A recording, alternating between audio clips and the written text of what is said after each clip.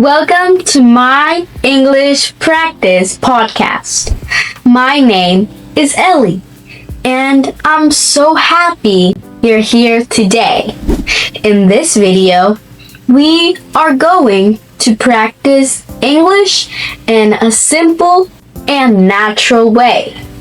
We are going to learn useful vocabulary, listen to real-life stories, and talk about how a person can start learning English even when they feel like they know nothing. Today, I'm going to tell you a story about a family that came to the United States without speaking English. They were nervous. They were confused. They didn't understand people at the store, at work, or even in a simple daily situation. But they did something very important, something simple, something powerful. And I'm going to tell you what they did later in this video. So stay until the end. If this is your first time here, I invite you to subscribe, leave a like, and write a comment. When you do that, you'll help me reach more people who want to learn English too. And it really motivates me to keep making these English practice videos for you. Alright, without anything else, let's begin. A few years ago, there was a family that came to the United States. The father's name was Carlos. The mother's name was Maria. They had 2 children, and like many families, they came with dreams. They wanted a better life. They wanted better opportunities. They wanted to work, help their children, and build something new. But when they arrived, there was one big problem. They didn't speak English. Not a little. Almost nothing. When people talked to them, everything sounded fast. Too fast. They heard words, but they couldn't understand the meaning. At the airport, someone asked Carlos a question. Where are you staying? Carlos looked at Maria. Maria looked at Carlos. They knew the word where, but the whole sentence felt confusing. Carlos took out a paper with the address and said, "Here." The person smiled and said, "Okay." That was one of their first moments in the United States. They felt nervous, but they also felt relieved. They understood that sometimes, even if you don't have all the words, you can still communicate. The first few weeks were hard. They went to the grocery store and everything was in English. The signs, the labels, the prices, the announcements. Maria wanted to buy chicken, rice, milk, bread, and vegetables. She knew what she wanted, but she didn't know how to ask questions. One day, she wanted to ask where the rice was. She walked around the store for a long time. She saw cereal, pasta, beans, snacks, and drinks, but she couldn't find the rice. Finally, she saw a worker. She wanted to say, "Where is the rice?" But she felt scared. She thought, what if I say it wrong? What if they don't understand me? So she stayed quiet and kept walking. After 15 minutes, she finally found the rice. When she got home, she told Carlos, "I need to learn English. I can't be scared forever." Carlos nodded and said, "Me too. At work, I don't understand many things." Carlos worked in a place where people spoke English all day. His co-workers were nice, but they talked fast. His supervisor gave instructions, and Carlos understood only a few words. Sometimes the supervisor said, "Can you take this over there?" Carlos understood this and there, but not everything. So he watched what other people did. He followed their actions. He learned by looking. But he wanted more than that. He wanted to understand. He wanted to answer. He wanted to feel confident. One night after dinner, Carlos and Maria sat at the kitchen table. The kids were doing homework and the house was quiet. Carlos said, "We need a plan." Maria said, "Yes, but we don't have time to study for hours." Carlos said, "Then we need something simple." And that was the beginning. They didn't start with difficult grammar. They didn't start with long books. They started with survival English. Simple phrases they needed every day. Maria wrote in a notebook, "Can you help me? Can you help me? Where is the bathroom? Where is the bathroom? How much is this? I don't understand. Can you say that again? Can you speak slower, please? I need help. Thank you. Have a good day." Carlos looked at the list and said, "This is what we need."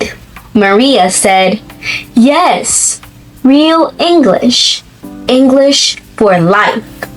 And every day they practiced a little. Not 3 hours, not 2 hours, sometimes only 10 minutes. But they practiced every day. In the morning, Maria practiced while making coffee. She said, "Can you help me?" Then again, "Can you help me?" Then she said, "Where is the rice?" Then, "Where is the milk?" Where is the milk? Then, "Where is the bread?" She felt silly at first because she was talking alone in the kitchen, but little by little, the sentences started to feel normal. Carlos practiced on his way to work. In the car, he said, "Good morning. How are you?" "I'm good. Thank you." "What do you need me to do?" "I'm finished." "What's next? Can you show me?" "I don't understand." He didn't say the sentences perfectly, but he said them. And that was the key. He was training his mouth. He was training his ears. He was training his confidence. At first, when people spoke to them, they still felt nervous. But now they had something to say. One day, Maria went back to the grocery store. This time, she couldn't find the sugar. She walked around for a few minutes. Then she saw a worker. Her heart started beating fast. She wanted to stay quiet like before. But then she remembered her phrase. She walked up to the worker and said, "Excuse me, can you help me?" The worker smiled and said, "Sure. What do you need?" Maria said, "Where is the sugar?" The worker said, "Aisle 5. Maria didn't understand aisle very well, but she understood 5. She said, "Thank you." The worker said, "You're welcome." And that moment was small, but for Maria, it was huge. She found the sugar, but more than that, she found confidence. When she got home, she told Carlos, "I asked for help in English today." Carlos smiled and said, "Really?" Maria said, "Yes, I was nervous, but I did it." Carlos said, "That's progress." And it was. That is exactly how English grows. Not all at once, little by little. A small question, a small answer, a small win. Carlos also had a moment at work. One morning, his supervisor came to him and said, "Carlos, can you help me move these boxes to the back?" Before, Carlos might have frozen, but this time he understood some words. Help, move, boxes, back.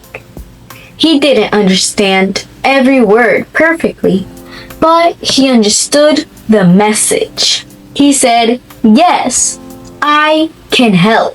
The supervisor said, "Great, thank you."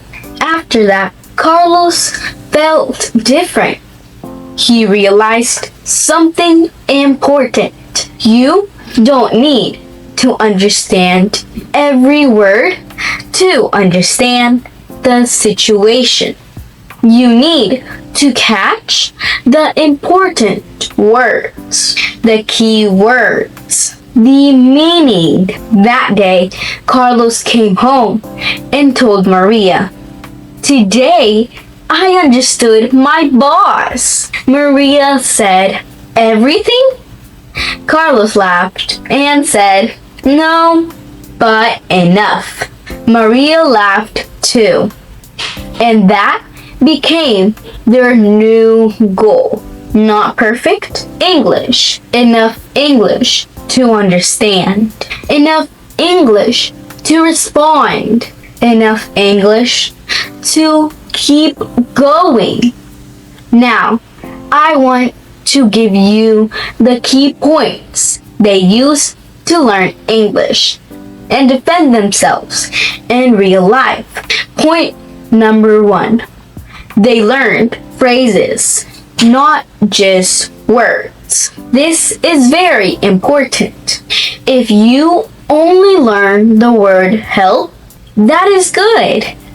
But if you learn the phrase, "Can you help me?" that is better. If you only learn the word repeat, that is good. But if you learn, "Can you say that again?" that is better. If you only learn the word slow, that is good. But if you learn, "Can you speak slower, please?" that is better. Phrases help you speak faster because you don't have to build every sentence from zero. Point number 2. They practice every day, even for a short time. Many people think they need a lot of time to learn English, But sometimes the problem is not time. The problem is consistency. 10 minutes every day is powerful. 5 minutes every day is better than 1 hour once a month. Your brain needs repetition. Your ears need repetition.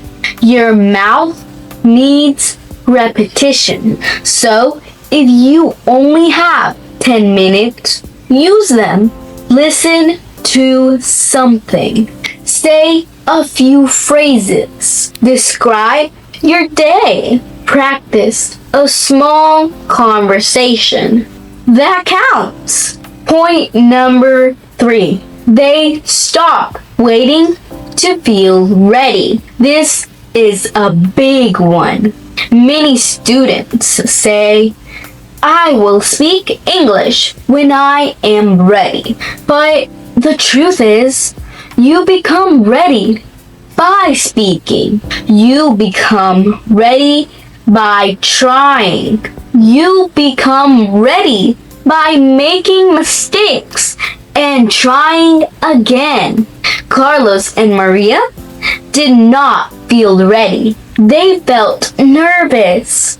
They felt embarrassed. They felt unsure. But they tried anyway. And every time they tried, they became stronger.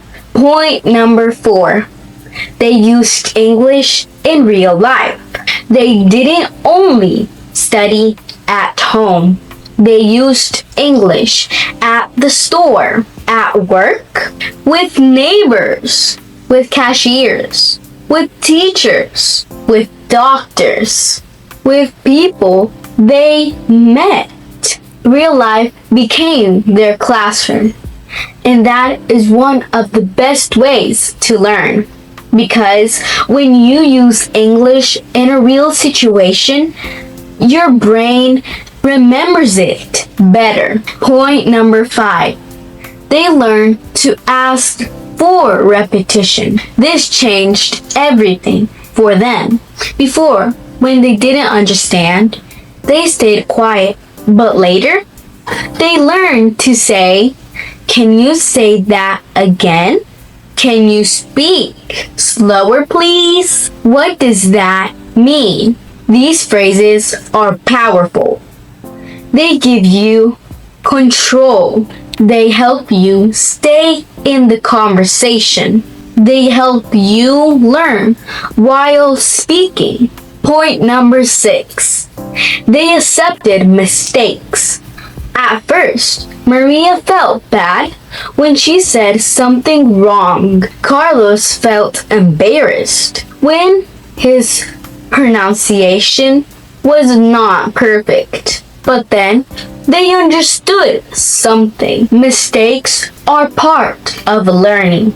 Every mistake teaches you something. If you say it wrong today, you can say it better tomorrow. If someone corrects you, that is not a failure. That is help.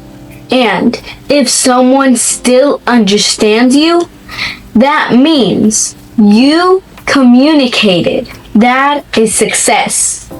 Point number 7. They listened more than they translated. This is very important too.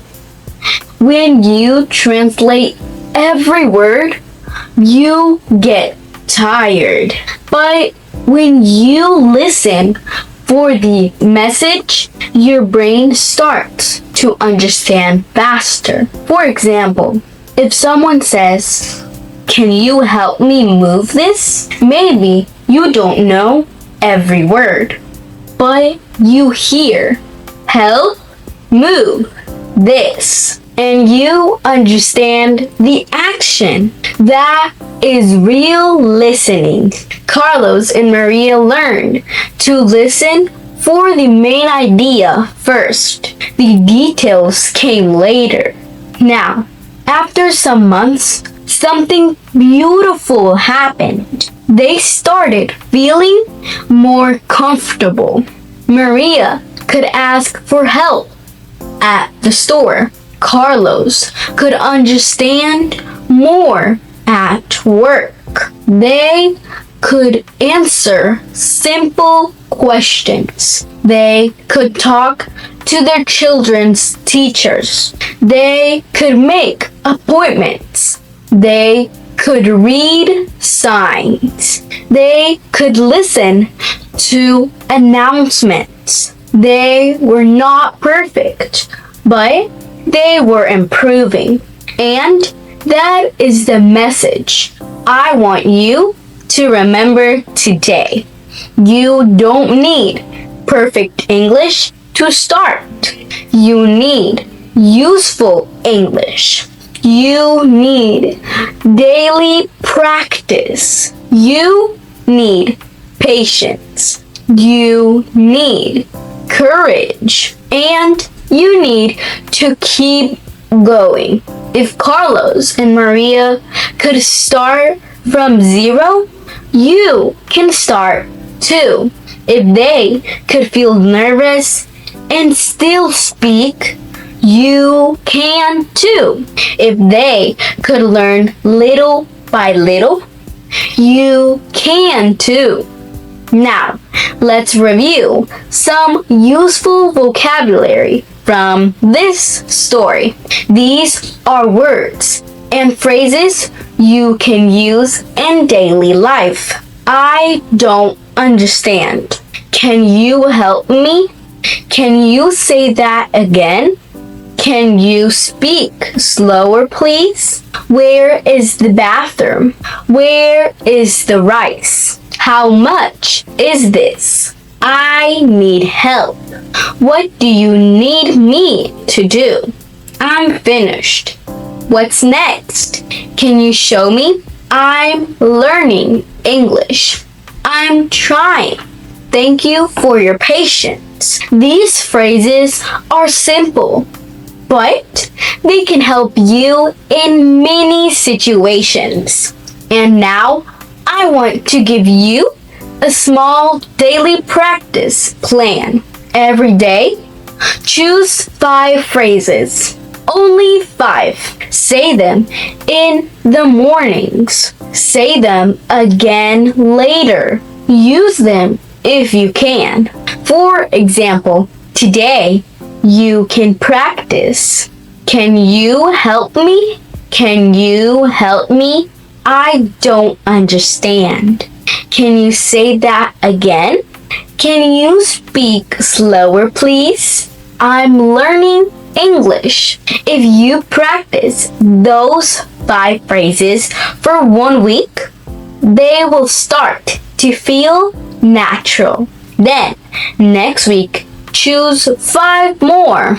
Little by little, your English will grow. And one day, you will notice something. You will understand more. You will speak faster. You will feel less afraid. And you will say, wow, I'm improving. That is how it happens. Not by magic, not overnight, but by practice, by listening, by using real phrases, by trying again. So please, don't give up. Maybe today you only understand a little. That's okay. Maybe today you feel shy. That's okay. Maybe today you make mistakes. That's okay. You are learning. And every time you listen, every time you practice, every time you try, you are moving forward. Thank you for practicing with me today. If this story helped you, please subscribe, leave a like, and write a comment. Tell me, what phrase do you need the most in English? Maybe it's, can you help me? Can you help me? Maybe it's, I don't understand. I don't understand. Maybe it's, can you speak slower? Can you speak slower? Write in the comments. My name is Ellie, and I'll see you in the next English practice video. Bye!